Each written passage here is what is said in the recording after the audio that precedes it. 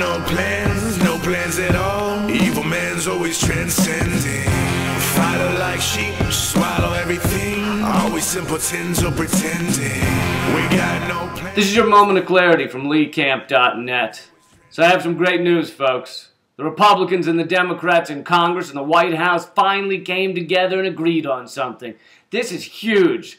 These guys disagree on everything. Getting them to see eye to eye is like getting the Israelis and the Palestinians to do a trust fall together, or getting Eskimos and polar bears to play Jenga. I'm referring to the bill H.R. 347 that was signed by President Obama the other day and passed unanimously in the Senate, and 388 to 3 in the House. That's nearly every single lawmaker. The last time they agreed that closely on something, it was a bill raising monthly congressional pay to include a box of ding-dongs, 2 erotic cakes featuring Bonanza star Pernell Roberts, and a gentle yet inquisitive prostate exam every Tuesday. What did this magical, universally loved bill say? Well, many are calling it the anti-Occupy law because it allows the government to bring charges against Americans involved in many kinds of political protest at any location the Secret Service, quote, is or will temporarily be visiting.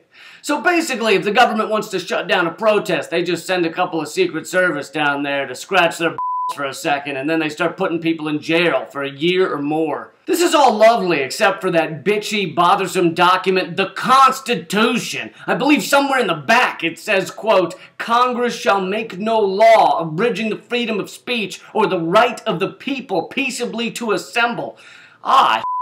That must have sucked when Congress found that out. To get that close to passing the bill and then shot down, it must have been like getting hired to rub baby oil on the contestants of Miss Universe before the bathing suit portion of the competition and then losing your hands in a freak cell phone exploding accident. So when Congress heard about that First Amendment thing, they must have been like, damn it, that really f***s up all our plans. That line in the Constitution says not to do exactly what we wanted to do. That's what they must have said, right? Right? They didn't just like pass it and then the president didn't just like sign it, right? But the bill doesn't stop there. I mean, when you have the entirety of Congress, with the exception of Ron Paul, agreeing on something, why not swing for the fences? The bill also says it could be a federal crime to protest near an event of, quote, national significance. Well, that's not vague at all. So you could be convicted of a federal crime and locked away for a year or more for the following things: marching outside the Democratic or Republican national conventions, yelling face corporate whore outside a barber shop where Mitt Romney is getting his ear hair trimmed, marching in front of the entrance of the New York Stock Exchange, sprinkling magic homosexual glitter on Rick Santorum, or even anyone near Rick Santorum, or even just making fun of his stupid sweater vest, or going to the gates of the White House and demanding the president read the Constitution, you know, if he gets a chance in his free time. Well, if Congress gets to stomp on the Bill of Rights like this, I want to do it too. I want to bring back cruel and unusual punishment, and then we could demand that every man or woman who voted for the anti-protest law or signed it from the Oval Office be tied up in the town square naked for a week, while everyone who wants to gets to throw fire ants and bumblebees at their naughty bits. Deal?